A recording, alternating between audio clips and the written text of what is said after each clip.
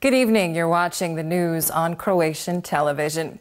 President Kolinda Grabar-Kitarović visited Slavonski Brod today to discuss the pollution problem there caused by the Russian oil refinery across the border in Bosnia and Herzegovina, which runs on crude oil. The president raised the issue last week during her visit to Moscow. Croatia and Russia have agreed on a deal for Croatia to provide the refinery with a link to the natural gas pipeline, which should reduce harmful emissions from the refinery.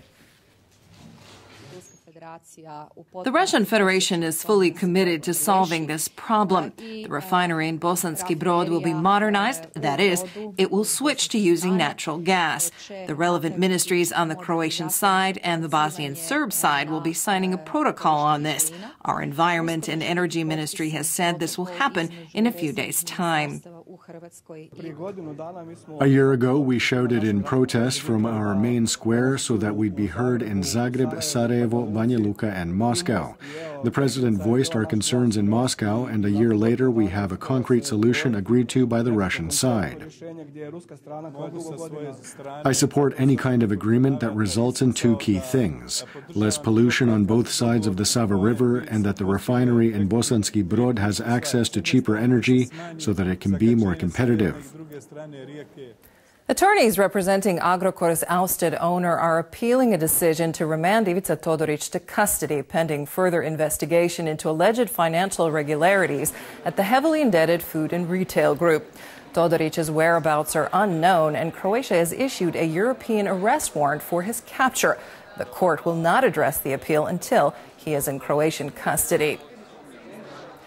Ivica Todorić may be in hiding, but he has been engaging regularly with the media through a blog. In his latest post, he does not address the arrest warrant, but he does once again accuse Agricol's government-appointed crisis managers of plundering his company with the express endorsement of the Croatian government. He claims he is the victim of a political witch hunt.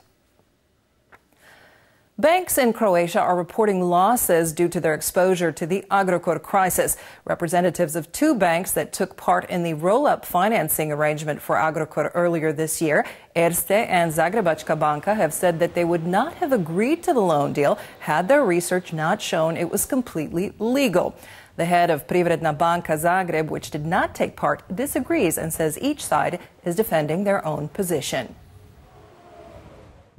We did take part in the roll-up, and we analyzed it thoroughly and looked at everything in terms of the legal framework. Our assessment was that it was acceptable. This is a very complex issue precisely because this institution was not something recognized by Croatian obligation law, and this creates a kind of hybrid. Croatia's leading state-owned bank, Hrvatska poštanska banka, said today it has returned to turning a profit in the third quarter after suffering losses earlier in the year due to its exposure to the Agricol crisis.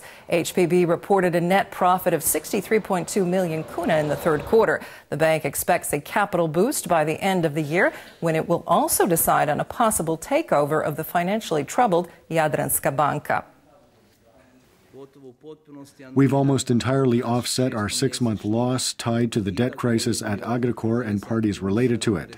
We saw growth in our net interest revenues and revenues from fees and other charges. Our market share is also up.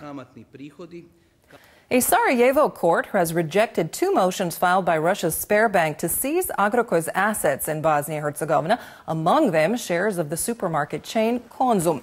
Sberbank, Agricol's biggest creditor, is appealing the decision. In a related case, a decision is expected tomorrow by another court where Sberbank is trying to seize shares of a subsidiary owned by Agricol's Jamnica unit. The court denied the motion, but Sberbank is appealing. Croatia's public debt amounted to 287 billion kuna, or 38 billion euros, at the end of the second quarter, 13 billion kuna less than in the previous one. According to the latest Eurostat data, Croatia saw the largest quarterly drop in its public debt among EU member states, followed by Slovakia and Malta. It's equally important to note that we are on the cusp, at least according to one rating agency, of making the next step towards raising our credit rating, because we are out of the excessive deficit procedure and we are being fiscally responsible. Small and mid-sized businesses that have been operating in manufacturing and tourism for at least 2 years will now be eligible for low-interest financing through a European lending program for growth and development. Croatia's Bank for Reconstruction and Development has signed a deal with 3 local banks to provide 200 million euros in loans to local businesses through the ESIF loan program. HBOR is allocating financing from EU funds with 0% interest. 50% of the funds will be offered at 0% interest, while the other 50% will be lent by the commercial banks represented here: Erste Steiermarkische Bank, Privredna banka Zagreb, and Zagrebačka banka. In sports, Rudeš is the first team to advance to the quarterfinals of the Croatian Football Cup. The Zagreb team beat Slaven Belupo at home 2-0 today.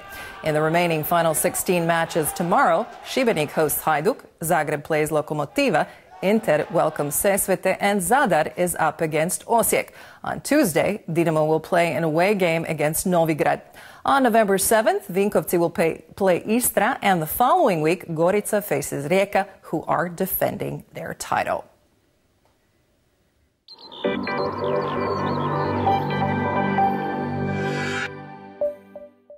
It will be mostly sunny across the country tomorrow. There may be some patches of fog in the morning and some moderate passing cloud cover around midday. On the coast, expect a moderate to high northeasterly wind, reaching very high gusts in places. Winds will fall late in the day. Morning lows will range from 1 to 6 degrees in the interior and from 9 to 14 on the coast.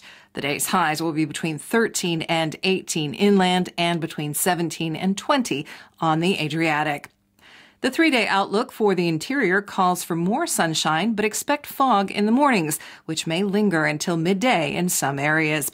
Temperatures will be on the rise. Overnight into Saturday, a new system will move in, bringing clouds and rain, causing temperatures to drop during the day. On the coast, it will be mostly sunny and warm on Thursday. Friday will be cloudier with a moderate southwesterly wind and a southeasterly late in the day.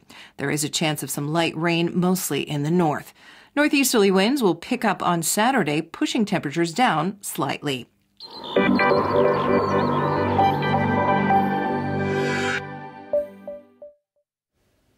And that brings us to the end of our program. Thanks for joining us. We'll see you again tomorrow.